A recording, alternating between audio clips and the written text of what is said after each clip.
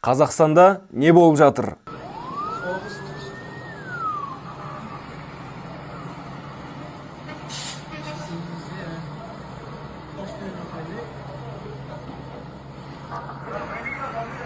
Жақында әлеуметтік желіде жаңағы видеоны көрген боларсыздар. Үрей тудырған видеоны көрсеңіз, бір соғыс басталғалы жатқандай сезім болады.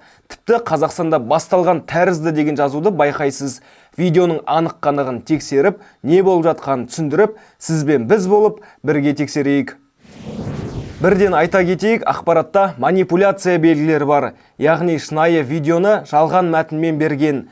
Әңгіме мазмұны толық айтылмағанымен, видеоның мазмұны мен пост мәтіні аудиторияға Қазақстанда соғыс қимылдары басталған меңзеп, үрей тудырады.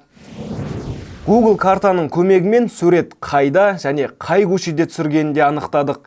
Скриншотқа назар салсақ, роликте байқалған аспалы көпір мұнарасы қызыл дөңгелекпен көрсетілген, ал қызыл сызық әскери техника салынған жүк көліктер жүрген Боранбай би көшесі. Егер картаны жақындатып қарасақ, жабық қызыл шатыры бар екі ғимаратты желіде тараған видеодан да байқауға болады.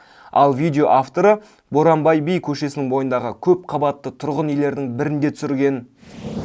Картаны көліктердің қозғалысы бойынша зерттесек, жол Семейдегі машина жасайтын зауытқа және Құрышты таң жөндейтін Семей инжиниринг зауытына әкелді. Әскери техникалар осы мекемелерге келді деп болжам жасауға болады.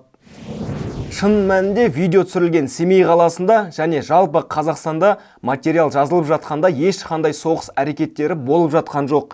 Әскери техника видео түсірілген жерге жақын маңдағы машина жасау және Құрышты таң жөндеу зауыттарына бара жатыр. Алайда видеоны нақты кім түсіргені белгісіз.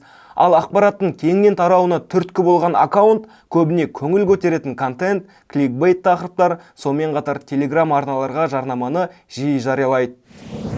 Осылайша логиканы интернеттегі іздеу жүйесімен спутниктік онлайн картаны пайдаланып, видео түсірілген нақты орынды тауып, ролик оқырмандарды жаңылыстыратын анықтадық. Каналға тіркеліп, лайк басып, пікір жазып, видеоны жақындарыңызбен бөлісіңіздер. Келесі кездескенше.